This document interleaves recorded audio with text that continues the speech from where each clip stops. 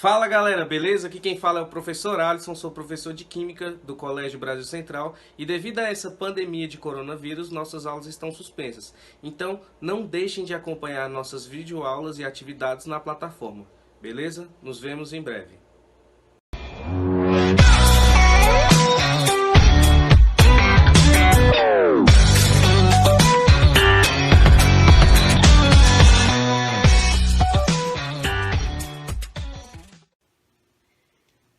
E aí galera, beleza? Aqui quem fala é o professor Alisson e hoje na aula a gente vai aprender um pouco sobre ligações químicas. Então quem quiser seguir e acompanhar um pouco mais meu trabalho, o Instagram é esse daqui que está aparecendo para vocês, beleza? Então, como a gente vai ver o conteúdo de hoje a respeito de ligações químicas, a gente tem que ter alguns conceitos na mente da gente. Então, por exemplo, o primeiro conceito que a gente precisa ter em mente é a regra do octeto. O que que diz a regra do octeto? Os elementos eles são encontrados na sua forma misturada na natureza. Ele não se encontra nas suas formas puras, né? A maioria das vezes. O único elemento que já é estável por natureza, os únicos elementos estáveis por natureza, são chamados de gases nobres, né? Eles recebem esse nome justamente por não terem tendência a se misturarem com outros elementos. E eles têm uma particularidade entre eles, né? Todos eles, com exceção do hélio, possuem 8 elétrons na sua camada de valência. Então, com exceção do hélio, que possui apenas 2 elétrons na sua camada de valência, todos os outros gases nobres possuem 8 elétrons na sua camada de valência. Então, os elementos eles tendem a se igualarem com os gases nobres, a alcançarem essa estabilidade, ok? Então, todos os elementos, né? Perdão, todos não, mas grande parte dos elementos, eles tendem a alcançar 8 elétrons na camada de valência, para assim alcançarem a tão sonhada estabilidade, ok? Então, essa é a tendência natural.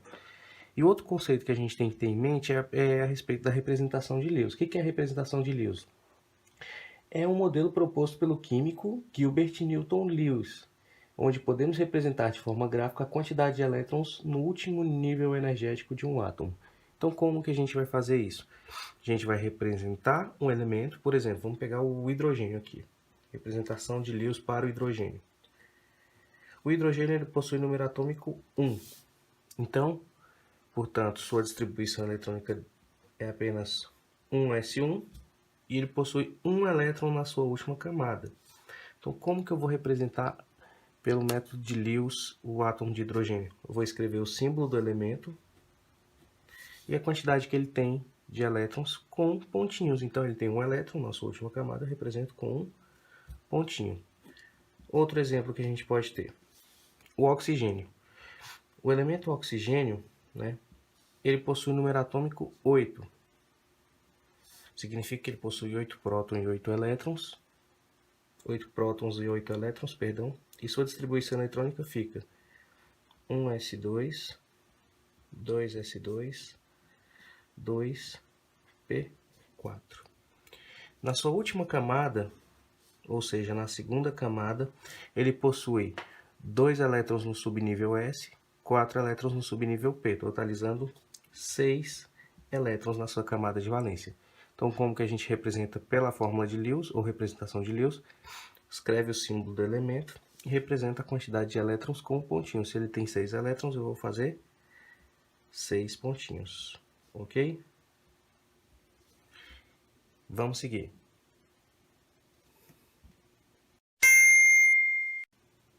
Bom, agora que já entendemos o conceito de regra do octeto e já sabemos como fazer a representação de Lewis, é hora da gente aplicar nas ligações agora. O primeiro tipo de ligação que a gente vai compreender é a ligação covalente. Então, a base da ligação covalente é o compartilhamento de até 3 pares de elétrons. Como isso vai acontecer? Primeiramente, vamos pegar a molécula de O2, de gás oxigênio. A gente sabe que são formados por 2 átomos de oxigênio. Se a gente fizer a distribuição eletrônica do oxigênio, do átomo de oxigênio, a gente vai ter a seguinte distribuição. 1s2, 2s2, 2p4. Observe que a camada de valência, ou seja, a última camada, é a segunda. E ela possui 6 elétrons. Então, eu possuo 6 elétrons na camada de valência. Ok, vamos representar agora pela fórmula de Lewis dois átomos de oxigênio. Então, como vai ficar? Vou representar o primeiro aqui. 1, 2, 3, 4, 5, 6. 6 elétrons, conforme tem na minha última camada. Agora, como uma molécula é de O2, dois átomos de oxigênio ligados entre si, vamos representar o outro átomo de oxigênio. 1, 2, 3, 4, 5, 6. Ok, como é que funciona a ligação covalente? Na ligação covalente, a gente tem um compartilhamento mútuo de par de elétrons entre os átomos. Então, como vai funcionar isso? Vamos pensar, vamos fazer uma analogia bem besta, mas que funciona. Esse aqui é Joãozinho, e essa aqui é Mariazinha, ok? Joãozinho, ele quer comprar uma pizza, ele está com muita fome. Essa pizza, ela custa R$40, ok? E ele possui apenas R$20. Ele sozinho, ele sabe que ele não consegue. Mariazinha também está com muita fome e quer também comer pizza, só que ela também só tem R$20. Pergunta, Joãozinho sozinho vai conseguir comprar pizza? Não. Mariazinha sozinha vai conseguir comprar pizza? Também não. Mas agora, se ambos doarem R$20 e obterem R$40, eles vão conseguir comprar pizza. Pergunta, a pizza vai ser mais Joãozinho ou de Mariazinha? A resposta é de nenhum. A pizza vai ser igualmente dos dois, ok? Então, aqui a gente vai ter uma ligação covalente. A gente vai compartilhar o que a gente tem para alcançar um fim maior, ok? Então, vamos lá. Como eu tinha falado, os elementos eles ficam estáveis com 8 elétrons na sua camada de valência. Olhando somente para esse oxigênio aqui, a gente viu que ele possui 6 elétrons na sua camada de valência. Se ele compartilhar um par de elétrons, ele tinha 6, agora ele vai ter 7 elétrons. Está estável? Ainda não. Se eu compartilhar outro par de elétrons, ele tinha 7, agora ele tem... Ele tinha 7, agora ele tem 8 elétrons e alcança assim a estabilidade do octeto. Vamos comparar com outro oxigênio. Ele tinha 6, compartilhou um par, agora ele tem 7. Compartilhou outro par, agora ele tem 8 elétrons. Então, eu fiz duas ligações covalentes. Compartilhei 2 pares de elétrons e eu fiz uma ligação covalente. Essa ligação em que há 2 pares de elétrons compartilhados entre dois átomos se chama ligação dupla. E como é que eu represento isso? Oxigênio, ligação dupla, oxigênio. Ah, professor, e esses elétrons que não fizeram ligação são chamados de pares não ligantes. Eles ficam representados aqui, ó. Ok? Ok. Agora vamos pegar a molécula de hidrogênio, de gás hidrogênio. Para isso eu vou usar a tabela periódica. Como eu tinha falado, o hélio é um elemento, um gás nobre, mas ele não possui 8 elétrons na sua camada de valência, ele é a exceção. E o hélio está bem aqui, ó. Esse é o hélio, com 2 elétrons na sua camada de valência, também faz parte dos gases nobres e está estável. E esses são os demais outros gases nobres, ok? Todos eles, com exceção do hélio, possuem 8 elétrons. Como a gente viu, o oxigênio ele tinha 6 elétrons. Para se estabilizar, ele precisa de 8 elétrons. Se ele ganhar mais 2 elétrons, ele fica com a configuração eletrônica semelhante ao neônio, que é um gás nobre e que é estável. Então, por isso, o oxigênio ele faz duas ligações para se assemelhar assim ao neônio. Agora, olha para o hidrogênio. O hidrogênio, o gás nobre mais próximo dele é quem? É o hélio. O hélio só possui 2 elétrons na sua camada de valência. Então, o hidrogênio ele não precisa fazer as ligações para alcançar 8 elétrons na sua camada de valência. Ele só precisa fazer as suas devidas ligações para ganhar elétrons suficientes para que se pareça com o hélio, que é um gás nobre também. Então, vamos ver na prática. Molécula de H2. A gente sabe que o hidrogênio possui número atômico 1 e ele possui distribuição eletrônica 1s1, possuindo assim um elétron na sua camada de valência. Ok? Então vamos lá. Para representar a molécula de gás hidrogênio, são dois átomos de hidrogênio ligados entre si.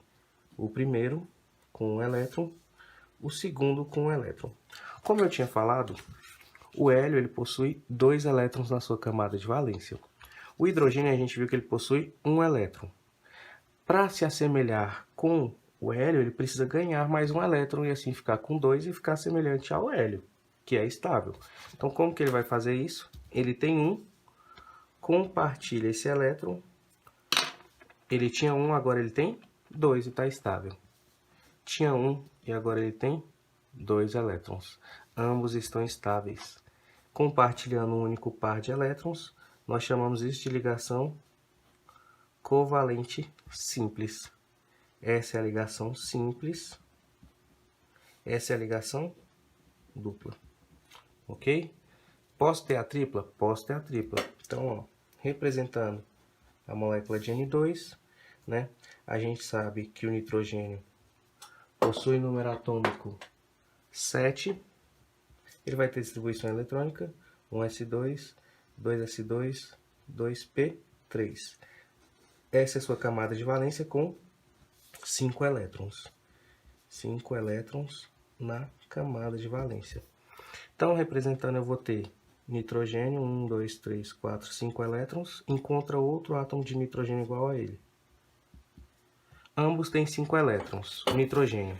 O caminho mais fácil para ele é se parecer com o neônio, que possui 8 elétrons na sua camada de valência, né?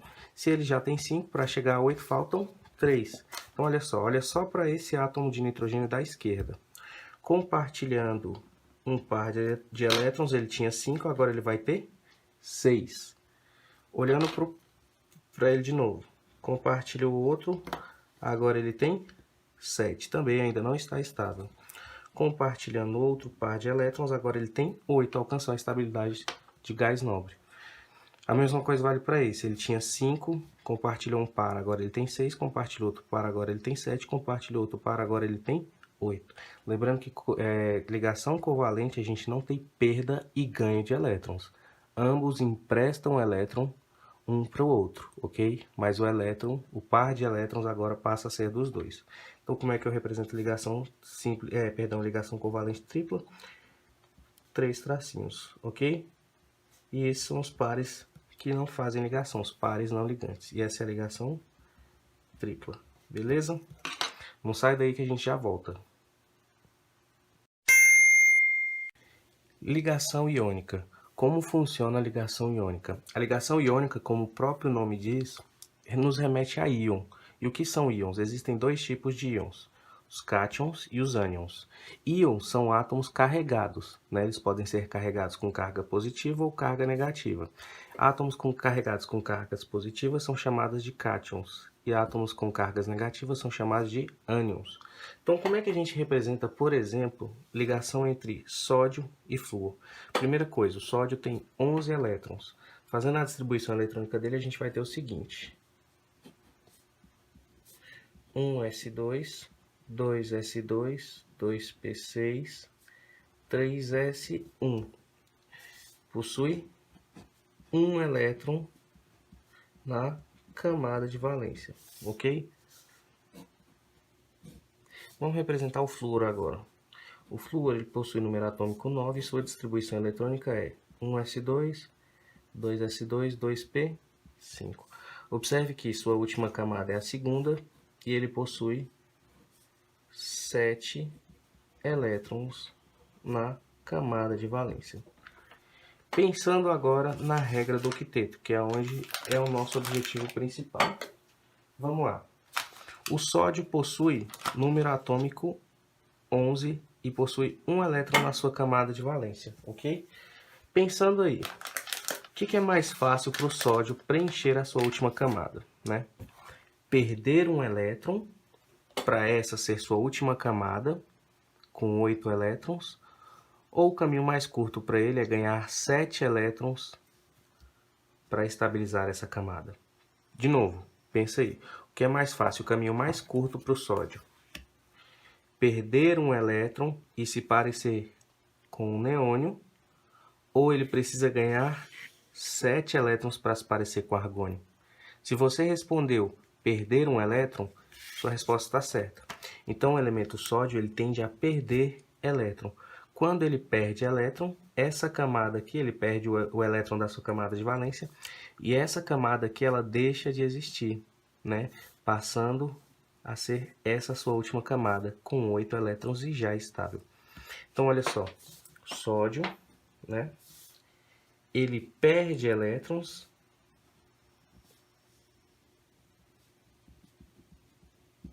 virando o íon um cátion, né, com carga positiva.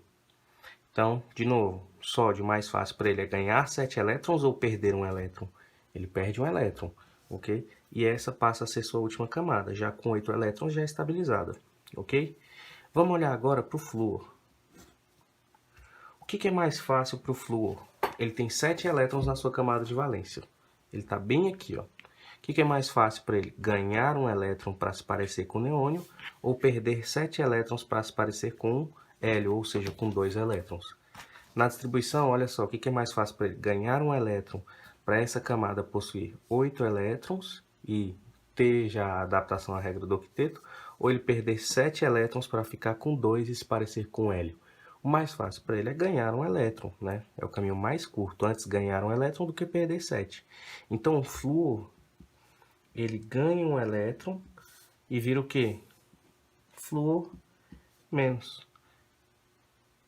Um átomo com carga negativa. É o quê? Um ânion. Então aqui eu tenho a formação de um cátion e de um ânion.